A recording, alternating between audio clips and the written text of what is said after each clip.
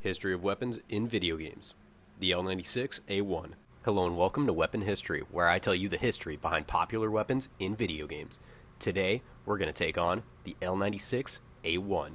Created by Accuracy International, this weapon has one of my favorite stories behind its creation. In early 1980, the British Army wanted to replace their rifle, the Lee Enfield, so they held a competition among the British civilians to see if any of them could submit a rifle for their approval. And when Accuracy International, which at the time was roughly 3 individuals, submitted their rifle for the competition, thinking, what's the worst that could happen? They found out that they ended up winning the competition. So, what Accuracy International was told was that requisition officers were coming to their warehouse to survey the work that Accuracy International did to find out if they were able to properly supply the British Army.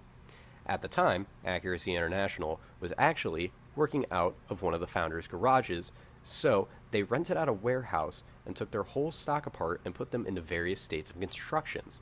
So, when the requisition officers showed up, took them out to lunch, and said, hey, we really like your production, we understand that when we got there was a bit of a lull, we really just wanted to make sure that you weren't just a bunch of guys building guns in your garages.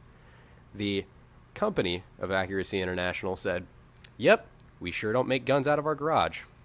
And surprisingly, through all that, the L96A1 has now been in service since 1982 and is still present up until this day, with it making more popular appearances with 2 in Call of Duty, in the original Black Ops and in Black Ops 6.